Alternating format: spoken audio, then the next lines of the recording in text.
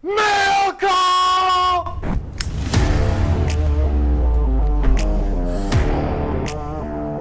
Oh.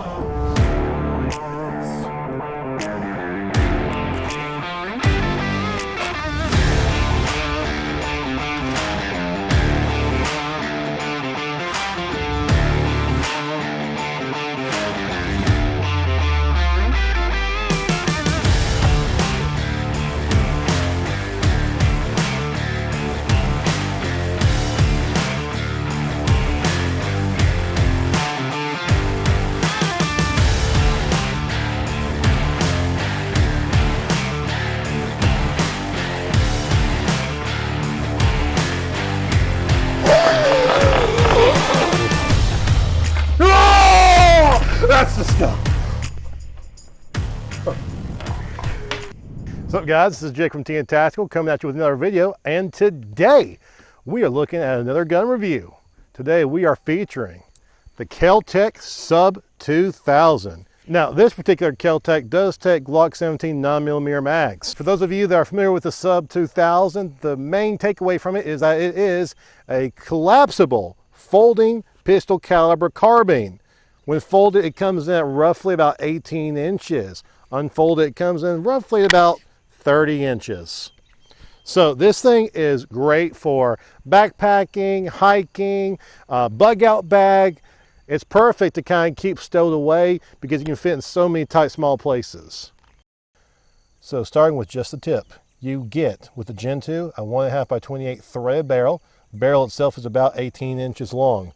In addition to that, they give you a fixed front post iron sight. Now the Gen 1 version of this had a weird little flimsy fiber optic looking thing in there.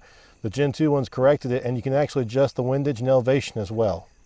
Moving down here to the rail, they did upgrade the rail with Picatinny top and bottom rails, as well as MOE side rails here for Magpul furniture. In addition to that, you do have a flip up back sight here. Well, I say flip up, but the truth is it comes out automatically as you open the gun up. It is a blowback system, so there is a buffer in here that comes back into the buffer tube. The trigger itself is not really that great. It's about 9.5 pounds, and it has a lot of significant pull to it. And then coming back here, you've got an adjustable stock. And by adjustable, I mean you can adjust it by about 1.5 inches. So not too much adjustment. I've had this gun for a while, but I really haven't had much time to shoot it. I've only shot maybe like 5 or 6 rounds through it at this point. But we're going to take it out today, and we're going to shoot it just like a first shots video. So let's see how it does. What's up, guys? This is Jake from the future. Real quickly, just wanted to give you a quick heads up. I'm in here editing this video, and I want to let you know that I'm noticing that there's a lot of audio issues with some of our footage. It turns out that the microphone actually got disconnected just a little bit, enough to actually cause issues and make it sound really blown out. So I apologize. We tried to go back and film some parts while we could, while we still had daylight. Unfortunately, we didn't have enough time to film a lot of the shooting parts again, so we're going to be using a lot of the original footage with the blown out audio. I tried to fix it in Adobe, but it's not really working out so well. So Kel-Tec is known for their kind of crazy different designs. A lot of their guns are oftentimes used in movies as props and everything. So this is going to be an interesting gun to shoot today, and I can't wait to see how it does.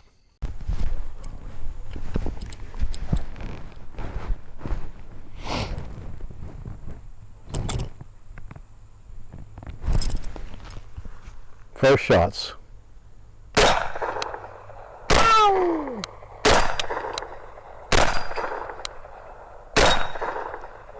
Well, she zeroed, but we had a little bit of jam. Take the mag out. Let's see what we got.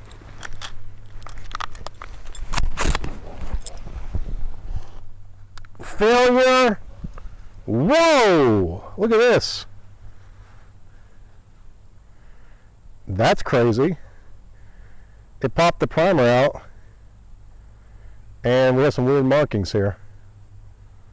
This is factory Winchester ammo, so I'm not exactly sure why it would do that.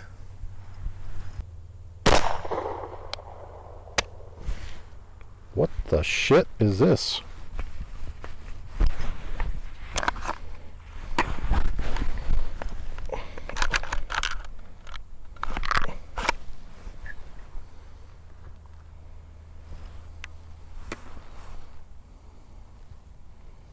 What in the hell? Something came out of the barrel, but that was ejected out. I'm pretty sure this is... Oh, these are my reloads, guys. That's what's going on. Alright. This is the factory ammo. The iron sights that comes with, while it's not going to be something you'll probably want to change out, they're not really that great. I'm not a huge fan of the rear peep sight that they give you. I get why they did it. I just wish that could have been opened up. So it may be something where you just Dremel it out a little bit to make it a little bit easier. For me, just not been a big fan. I feel like it obstructs too much of your vision. Cycles just fine with factory ammo. Weird. My reloads, not so much. So, when pulling the trigger, you've got a lot of creep right here. All right, no effort.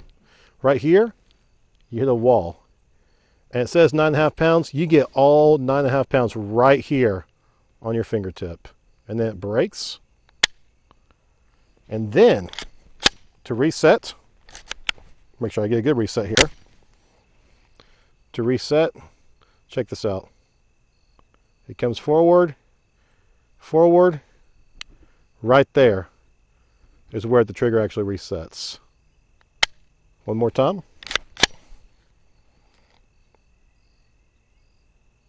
Lots of room for the reset. Like, it takes a lot of movement. Not a huge fan of the trigger. Just saying. So, to actually unfold it, this is where it is completely collapsed and folded, and it's roughly, again, about 18 inches. Now, to actually unfold it, you have a little switch up here.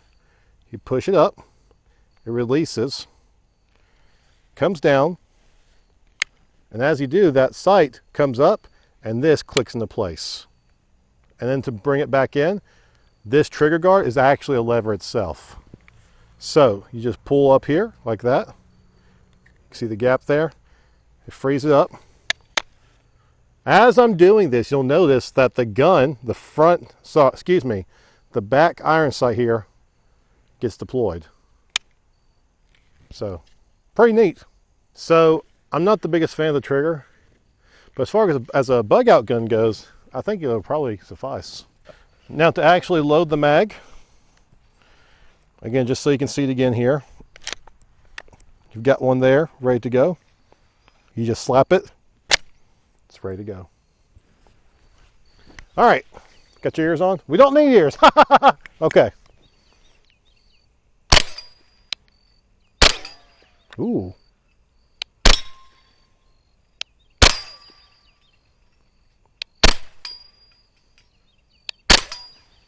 It seems kind of loud, doesn't it? Might need to adjust my reloads.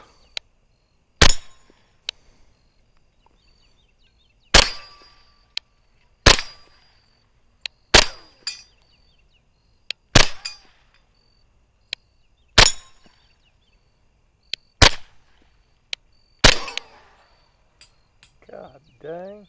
What in the world is going on? Ricochet. Pew! Lots of ricochets. There's lots of pew pew afoot. So all in all, it does pretty well with the suppressor on. We didn't have any issues cycling, both suppressed and unsuppressed. Seemed to do just fine with these subsonic rounds. I don't know why we had problems earlier. Well, let's see about this. We've got iron sights.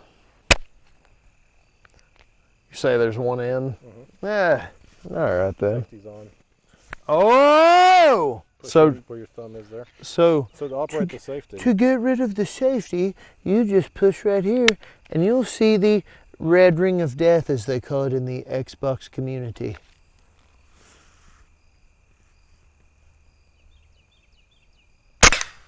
Oh! So when the Gen 2 came out, I had to get one. And for me, it was just going to always be a good bug out option if I ever need to have something to stick in a backpack.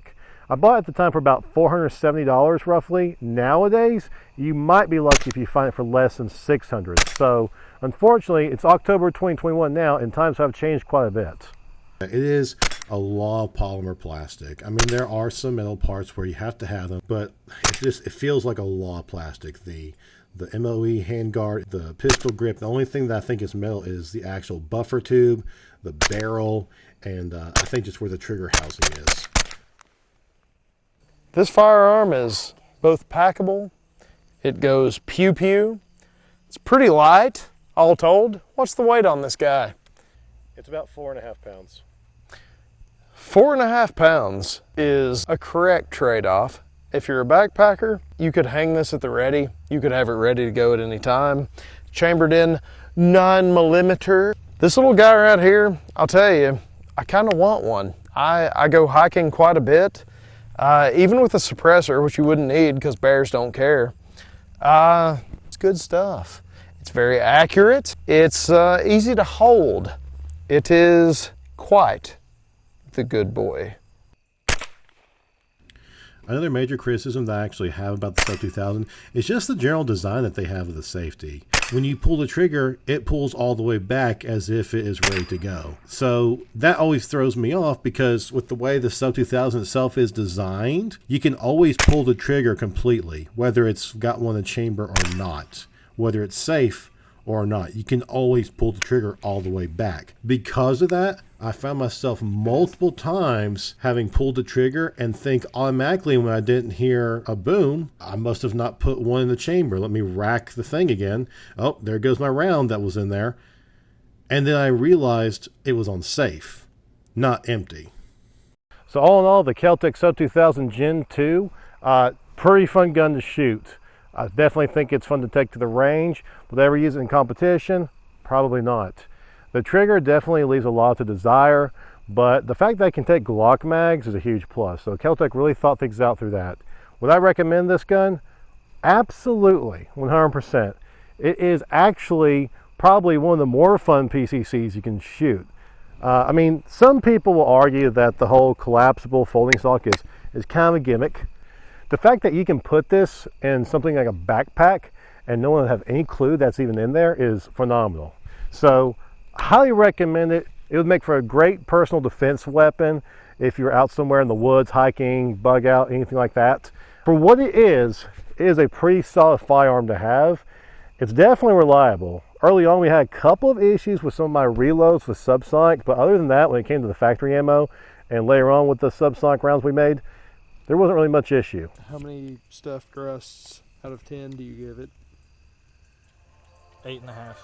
Stuffed crust out of 10? Yes. Excellent. Guys, if you like this kind of content, make sure to like the video, subscribe, comment down below, let me know, do you have one of these? I'd love to hear from you. We'll see you next time.